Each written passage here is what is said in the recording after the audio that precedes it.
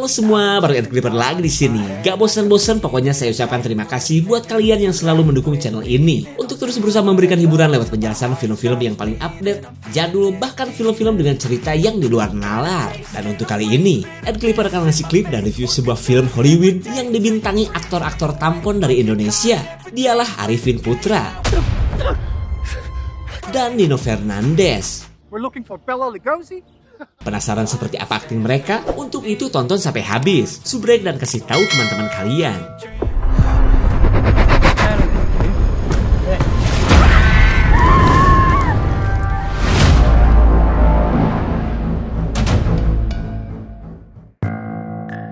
Cerita berawal dari nasib apes orang Ciwihardang saat celengannya memuntahkan cairan bulanan di waktu yang gak tepat. Karena bagaimana gak kesal ia yang mau berpesta malah bocor di tengah perjalanan, tepatnya di sebuah kota kecil bernama Willonia County.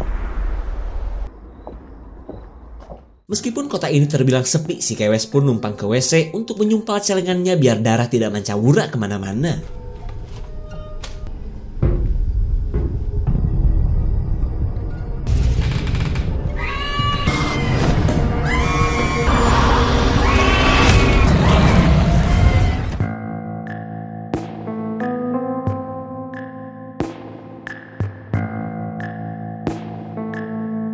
Beberapa hari kemudian kita beralih ke kota sebelah, tempat berdirinya sebuah bengkel mobil yang selalu tekor, bahkan hampir bangkrut. Keadaan ini membuat si pemilik bengkel tidak punya pilihan selain memecat satu-satunya karyawan yang ia miliki. Dan inilah Ham, yang baru beberapa bulan kerja tapi sudah kena PHK. No, you can't do this. Kept you as long as I could. Let me get it. Ham memohon untuk jangan dipecat karena selain butuh duit untuk kontrakan, ia perlu dana untuk mudik karena sudah 2 kali lebaran Ham tidak bertemu keluarganya. Can't even get under them. Oh, it might just be a slow spell. No. Come on. Dengan diterimanya bayaran 1/4 gaji, Ham yang kecewa akhirnya resmi menyandang gelar sebagai pengangguran. Bingung dong, bahkan saking butuhnya sandaran, Ham berniat menemui si pacar yang bekerja di sebuah bar. Oh, hey, dude. Something like that. And I'm my friend. Di tengah aura suram Ham, temannya yang bernama Nick malah pamerin 2 unit kelenjar BO yang sudah ia sewa. Lalu ketika si pacar datang, Ham langsung menceritakan nasib apes tentang pekerjaannya. Ham, can't live on my tips, hell no one could. Si pacar yang bernama Jody marah mengetahui Ham sudah dipecat. Pasangan kumpul kambing ini pun bingung bagaimana bayar kontrakan yang sudah 2 bulan nunggak. Lalu di tengah konflik perekonomian mereka datanglah seorang pria hidung loreng yang tiba-tiba menggoda dan menjanjikan tarif 2 kali lipat kepada para kewes charteran nih. Did you not see the sign, son? Hey, Talking. Don't mind at all as long as you're buying. Go ahead and just back up out of my person paying. So I'm saying. Ham yang kena bogem nyasar membuat Jody emosi dan akan membuat perhitungan dengan konsumen teladan bar ini. Namun ancaman tersebut malah jadi petaka bagi Jody saat ia akhirnya dipecat dari pekerjaannya sebagai bartender. Lengkap sudah keapesan Ham dan Jody yang kini sama-sama dipecat dari pekerjaannya. Nick pun meminta maaf karena merasa semua ini adalah kesalahannya. civilization. Keep an eye out for those. Singkat cerita, mereka sepakat kabur sebelum pemilik kontrakan datang dan menagih uang sewa. Biarpun gak punya tujuan, Ham berniat pergi keluar kota dan mencari pekerjaan terutama untuk biaya pernikahan mereka. Kemudian kita beralih ke si pria hidung loreng yang akan ngisi bensin di bekas tempat kerja Ham. Tapi tiba-tiba si pemilik bengkel melihat sosok misterius yang sudah masuk ke dalam bengkelnya. Oh, come on, we've not got all night. Saat si pemilik bengkel mengecek keadaan, para kewes berniat untuk sekalian numpang ke WC. Hingga pria bernama John ini pun cuma bisa menunggu saat semua orang akhirnya pergi.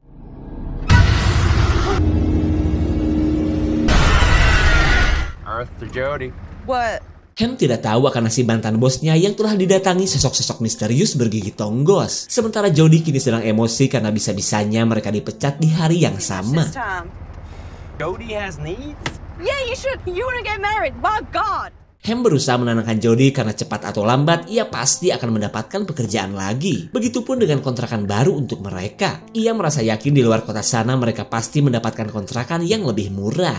Plenty of places needing help out there.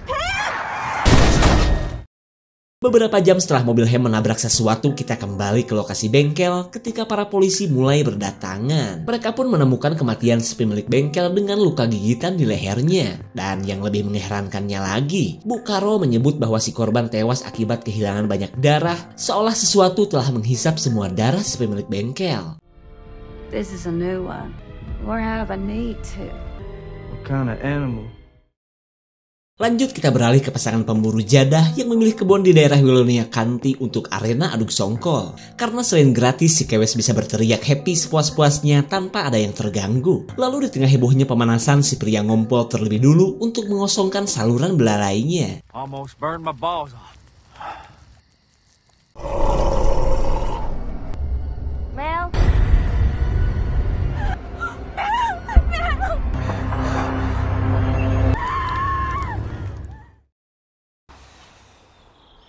Setelah semalaman pada pingsan, mereka masih bersyukur karena tidak mengalami luka yang serius. Cuma yang jadi heran sosok apa yang sebenarnya ditabrak oleh mereka.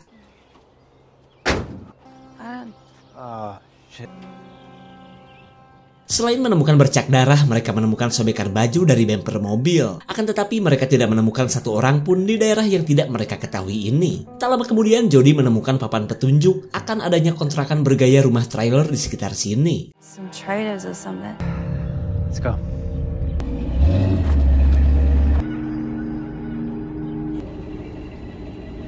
No one living here wearing that. Kontrakannya sih ada, tapi selain terkesan kumuh, mereka tidak melihat satu orang pun. Kemudian mereka mengecek sebuah rumah yang sepertinya tempat tinggal si pemilik kontrakan. This place looks abandoned. Jody langsung menceritakan akan niat baiknya untuk mencari orang yang telah ia tabrak. Lalu ketika pria bernama Crawford ini menyuruh mereka pergi, Ham dan Jody menceritakan apa yang telah terjadi, termasuk niatan Ham yang ingin mencari kerja. Where you from? Pedder. Willonia County line. Crawford yang mengaku sebagai pemilik kontrakan trailer akhirnya merasa lega karena pasangan ini bukanlah penjahat. Lalu ia menawari Ham pekerjaan sebagai penjaga kontrakan bersamanya. Jody senang dong, karena meskipun Ham bekerja di tengah kebun, setidaknya mereka bisa numpang hidup untuk sementara waktu. Let's keep me abreast of such thing. All right, Crawford. We don't take a shine to trespassers in the roof. Dengan menyuguhkan makanan busuk, Crawford berharap Ham dan Jody betah tinggal di sini dan bekerja sebagai penjaga kontrakan. Lalu di tengah banyaknya hal yang harus diperhatikan, Crawford mengingatkan mereka untuk jangan keluar malam-malam. Mereka jelas heran dong, tapi daripada lanjut menjelaskan, Crawford akan menunjukkan sebuah ruangan yang tidak boleh mereka masuki. Here's the attic. Right. Ain't been used in a while. I'm gonna go freshen up.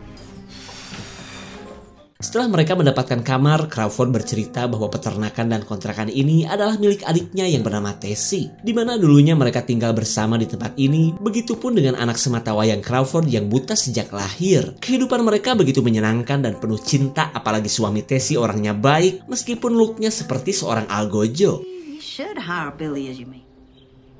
Nothing in Bogeyville needs fixings. Setelah mengetahui asal-usul kontrakan Bogeyville, Ham diingatkan untuk jangan keluar malam-malam. Cukup bekerja di siang hari, tapi jika sudah malam tutup pintu rumah rapat-rapat. Tak lupa juga Crawford melarang siapapun untuk masuk ke dalam rumah yang ada di hadapan mereka. Yeah, got it.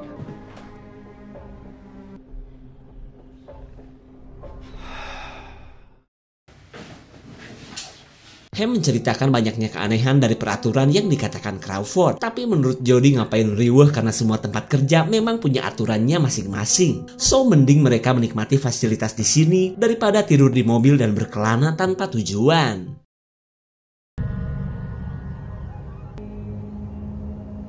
Crawford memberitahu bahwa semua trailer di sini sudah penuh. Tapi jika siang seperti ini, para penghuni trailer pada tidur. Mendengar hal tersebut, Ham merasa konyol karena menurutnya pelanggan Crawford seperti para vampir. Bogeyville ain't our problem. Follow me. Make it. That there Ash. What the hell is going on? That is George.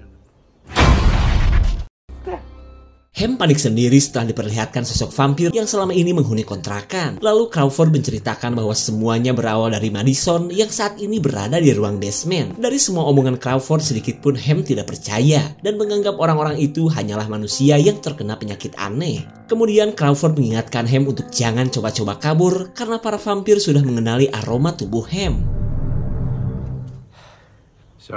Setelah semuanya terungkap, Ham ditugaskan untuk menjaga kontrakan dari orang-orang yang asal nyelonong ke kontrakan ketika siang hari. Ham pun gak usah khawatir, karena para vampir tidak akan melukai para penjaga seperti mereka. Meskipun masih sulit percaya, Ham akhirnya nurut. Yang penting ia mendapatkan bayaran dari Crawford. How long were you gonna walk around? Ham menceritakan sejarah Bogeyville yang dulu merupakan kontrakan milik Madison. Dan asal kalian tahu guys, Madison adalah sosok vampir yang menyerang pasangan pemburu. Kemudian Ham ngomongin perkataan Crawford yang melarang mereka untuk jangan kabur jika tidak mau dikenyot vampir. What?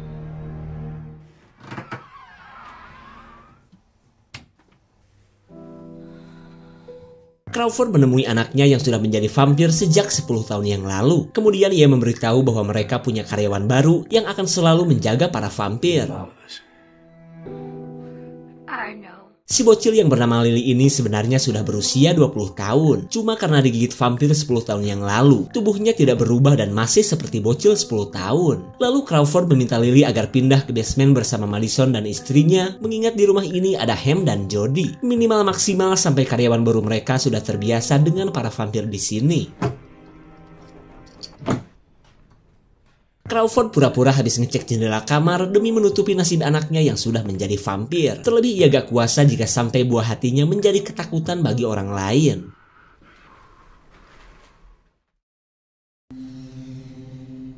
Ham yang terbangun masih penasaran dengan kamar yang selalu ditutupi oleh Crawford. Hingga ia pun memberanikan diri untuk mencari tahu ada apa sebenarnya di dalam kamar tersebut. Naon jang? Crawford menyuruh Ham agar patuh terhadap perintah, terutama larangan darinya. Karena jika sampai Ham melanggarnya, ia tidak bisa menjamin keselamatan Ham dan Jody. 2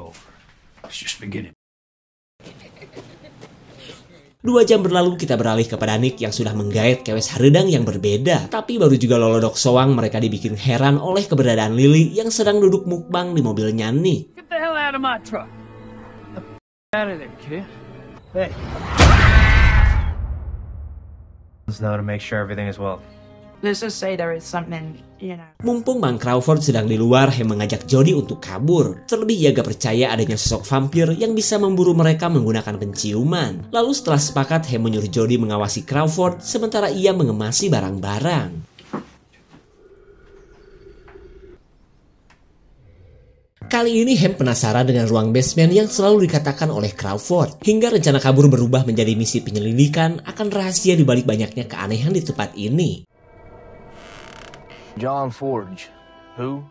Singkat cerita, Pak Sheriff menemui si penjaga bar atas menghilangnya John berikut serangan yang dialami oleh Nick semalam. Keterangan si penjaga bar pun mengarah kepada Ham yang sempat cekcok dengan John sebelum pria itu dinyatakan menghilang. Kondisi Ham yang kala itu sedang stres dikaitkan pula dengan kematian si pemilik bengkel yang ditemukan tewas setelah memecat Ham. Padahal seperti yang kita tahu, John dan si pemilik bengkel tewas oleh para vampir. Namun dari petunjuk yang didapat, Pak Sheriff akan mencari Ham yang dianggap pelaku dari semua kejadian ini. Thank you. Ham memaksa Crawford untuk menunjukkan basement yang selalu ditutup-tutupi. Bahkan Ham mengancam akan merontokkan kumis Crawford jika tidak menuruti keinginannya. You sure you both want to do this? Oh my God. Aroma bangke langsung kecium dari ruang basement yang merupakan tempat istirahatnya Madison bersama istrinya. Lalu tanpa ragu Ham bergegas masuk mengikuti rasa penasarannya. Untuk pertama kalinya mereka melihat pasangan vampir berikut Lily yang sudah pindah ke tempat ini. Tapi untungnya status mereka yang bekerja di sini membuat Madison hanya memberikan peringatan kepada mereka. Lalu Madison mengingatkan Ham dan Jody agar tetap di Bogeyville dan membantu pekerjaan ayahnya Lily. Kemudian kita beralih kepada Nick yang sedang menjalani perawatan setelah dicakar-cakar oleh Lily. Tak lama kemudian datanglah para polisi yang ingin mencari tahu apa yang sebenarnya telah terjadi. Kemudian Nick menceritakan sosok bocil bergigi tonggos yang menurutnya itu adalah vampir seperti di film-film. Pak Sheriff jelas gak percaya karena mana mungkin seorang bocil bisa melukai Nick dan pacar sewaannya seperti ini. Hingga Pak Sheriff pun merasa Nick masih trauma dan belum bisa memberi keterangan yang masuk akal. Enough. You forgot to mention your daughter's one of them. Di keesokan harinya, Jody dan Ham kini percaya tentang para vampir di Bogeyville. Lalu Crawford bercerita awal mula keluarganya bisa menjadi sosok vampir seperti sekarang. Dimana semua itu bermula ketika Tessie dan Lily melihat keberadaan vampir yang sedang memangsa Doggy kesayangan Lily.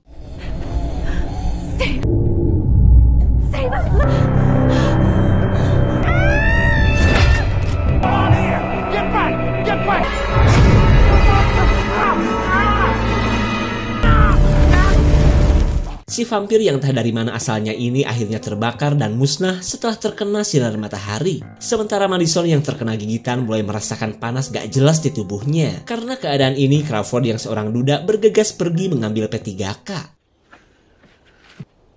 You alright, Uncle? I don't feel so good. Madison? Crawford tidak menyangka orang-orang terdekatnya sudah berubah jadi sosok mengerikan akibat gigitan Madison yang sudah lebih dulu menjadi vampir. Lalu dalam keadaan setengah sadar, Madison menyuruh Crawford pergi sebelum darahnya dikenyot oleh Tessie dan Lily. So I figured out. Crawford memilih bertahan di tengah bahaya daripada harus berpisah dengan orang-orang yang begitu ia sayangi. Ia pun rela menua sendiri sampai mati asalkan selalu bersama keluarganya. Lalu Crawford menceritakan banyaknya serangan vampir lain yang tadinya merupakan korban Madison, Tessie, dan Lily. Mereka yang merupakan penduduk di sekitar sini tidak terima akan perbuatan Madison yang telah menjadikan mereka sebagai vampir. Great little adventure you dragged us in this. Ketika malam datang, seperti biasa mereka berada di rumah seperti perintah Crawford. Tak lama kemudian Crawford pun datang dan menyuruh mereka ikut keluar bersamanya. I can't go down there again. Stay close, man. Ropes out. Madison sedang terlibat cekcok dengan penghuni trailer yang ingin nyeruput darah Ham dan Jody. Sementara Madison meminta vampir bernama Billy ini untuk tetap patuh dengan peraturan yang telah ia buat. Mendengar perintah tersebut, Billy marah karena selalu harus nurut kepada Madison yang dulu telah menggigit istri Billy sampai menjadi vampir. Sikat aja bang. Madison menyuruh Billy kembali ke trailer sebelum ia gerogotin kelompok Billy satu persatu. Lalu ketika geng Billy pergi, Crawford bergegas mengajak Ham dan Jody kembali ke rumah. Di keesokan harinya, para polisi menyusun strategi untuk mencari keberadaan Ham. Mereka pun sudah mengantongi banyak info dari si penjaga bar, termasuk kepergian Ham keluar kota. Lalu Pak Sheriff mengingatkan para anggota untuk berhati-hati selama pencarian, mengingat semua korban Ham dalam kondisi mengerikan. I know it sounds crazy. You'll notice how all the victims... Packed in the big tote parking lot. We're looking for Bela Lugosi? Kemudian kita beralih kepada Nick yang sedang didatangi John yang kini sudah menjadi anak buahnya Billy. Di mana John yang kini menjadi sosok vampir masih menyimpan dendam kepada Nick yang membuatnya emosi sewaktu di bar. Kemudian John menyuruhnya untuk lompat dari lantai 6 sebelum ia kenyot dan menjadi bagian dari vampir family.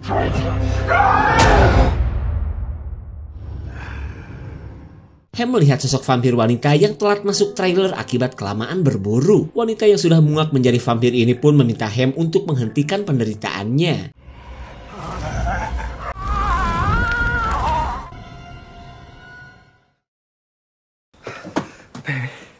Ham panik setelah untuk pertama kalinya ia melihat sosok vampir yang kebakar matahari. Mau kabur bingung. Tinggal di sini ia benar-benar takut mereka menjadi vampir dan berakhir seperti wanita yang tadi. Kemudian Ham berniat nyari bantuan ke kota mumpung si kumis masih polor.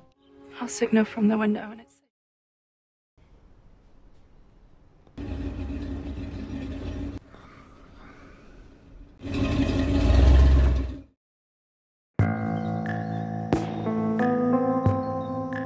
Crawford kaget melihat istrinya Billy sudah menjadi butiran abu. Ia pun gak bisa membayangkan kemarahan Billy jika sampai tahu akan nasib istrinya.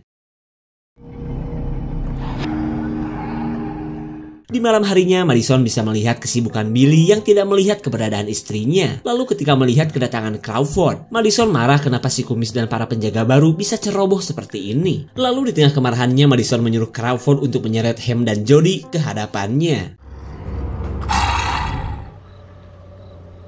Sesampainya di depan bar, ia melihat keberadaan mobil Nick yang entah kenapa sahabatnya itu susah dihubungi. Nanyalah ke si pemilik bar. Dan dari keterangan si pemilik bar lah Ham mendengar kabar Nick yang sedang dirawat di rumah sakit. Mendengar kabar tersebut, Ham bergegas pergi ke RS untuk mencari tahu apa yang telah dialami oleh Nick. Sheriff on that one. I gotta go. See you around. Ham, Sims. Whoa. Ham gak bisa berbuat banyak saat dituduh sebagai pelaku yang sudah mencelakai banyak orang. Hingga ia pun akhirnya pasrah saat akan dibawa ke kantor polsek. No. Setelah menghisap para polisi, Madison menyuruh Ham kembali ke Bogeyville. Karena kalau tidak, Jody akan ia jadikan ale-ale sebagai pelepas dahaganya.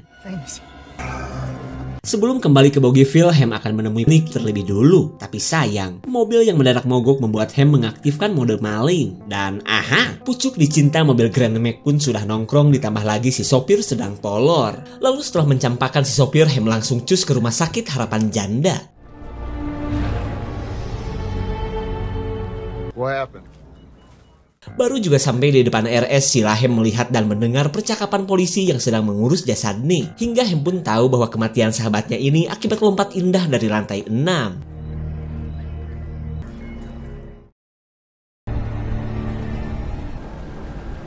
How about? Whoops.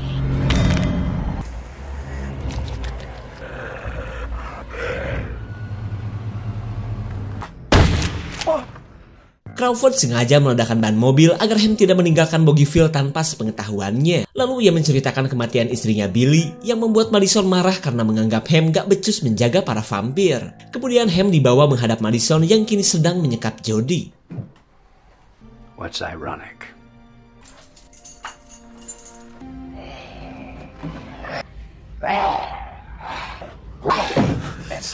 Ketika Ham sudah kembali, Madison bingung takut kematian si vampir wanita itu menjadi petaka bagi komunitasnya. Akan tetapi mereka harus menemui Billy yang masih menunggu kabar istrinya.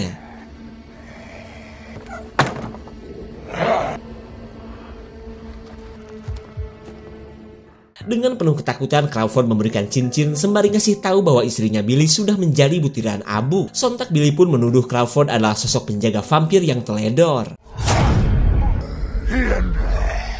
Di tengah kemarahan Billy terhadap para penjaga, John memberitahu bahwa ia sudah menghabisi Nick yang merupakan sahabatnya Ham. Meskipun terdengar impas, tapi Ham tidak terima sahabatnya diperlakukan seperti itu. Lily cuma bisa nyengir horor saat melihat kematian ayahnya. Lalu Madison menugaskan Ham untuk segera menguburkannya.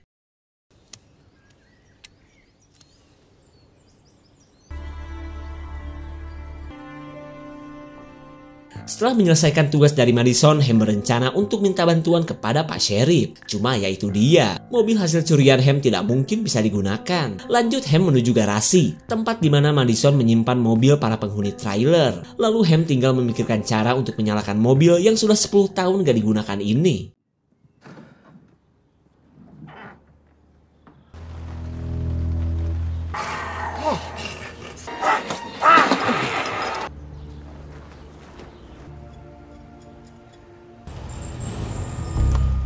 Setelah mobil menyala, banyaknya para korban yang tewas kehabisan darah membuat Pak Sheriff kini percaya bahwa semua ini bukanlah perbuatan Ham, melainkan ulah para vampir seperti perkataan Nick. Everything's gonna be okay. Singkat cerita, Ham dan jajaran polisi akan bergerak dan membasmi para vampir penghuni Bogeyville. Mereka pun dibekali salib oleh Pak Pendeta, berharap bisa menangkal serangan para vampir. We ain't taking our town back today.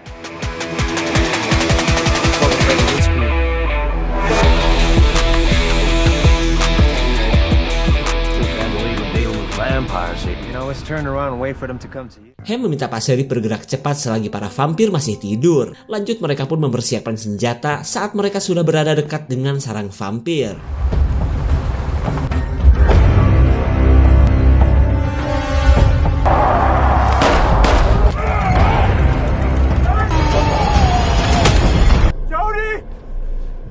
Di tengah perjuangan para polisi, Ham akhirnya bertemu dengan Jody. Tapi menurut Jody, Madison sepertinya tahu akan perbuatan mereka yang sudah membawa para polisi. Madison gak bisa tinggal diam saat kaumnya dibantai oleh para polisi. Lalu ia meminta Tessie untuk tetap sembunyi bersama si bocil kolot Lily yang sebenarnya cuma merepotkan mereka. Lalu setelah Madison pergi, mereka saling menyalahkan karena semua jadi kacau seperti ini. Selang beberapa saat, Ham dan para polisi hanya menemukan jasad Tessie tanpa menemukan keberadaan Lily. Hingga mereka pun menuju tempat lain untuk terus melakukan pencarian.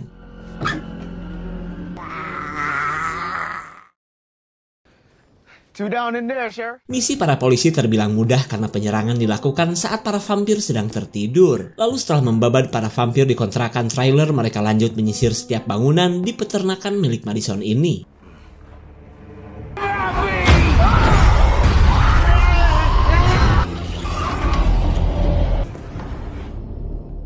Selain pelor, bawang putih ternyata juga bisa membunuh vampir. Catat. Wait, I've had enough of this shit. Singkat cerita, para vampir sudah habis, kecuali Madison dan Lily yang sampai saat ini belum mereka temukan. Kemudian Ham mengajak Jody untuk melakukan pencarian, biar mereka tidur nyenyak setelah meninggalkan tempat ini.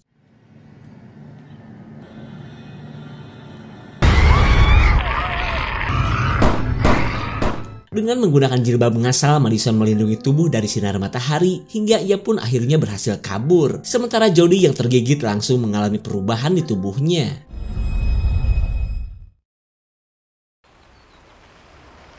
Beberapa hari kemudian, Pak Sheriff mendatangi Boggyville ketika Ham memutuskan untuk tinggal di tempat ini. Lalu ketika Pak Sheriff menanyakan kabar Jody, Ham menyebutkan pacarnya itu sudah kembali pulih, bahkan sedang nyari kayu bakar di kebun. Pak Sheriff pun tidak tahu bahwa gigitan kecil saja akan merubah seseorang menjadi sosok vampir, seperti yang dialami oleh Jody. Dan karena alasan itulah Ham tidak akan meninggalkan satu-satunya orang yang ia sayangi. Well, you take care, Ham.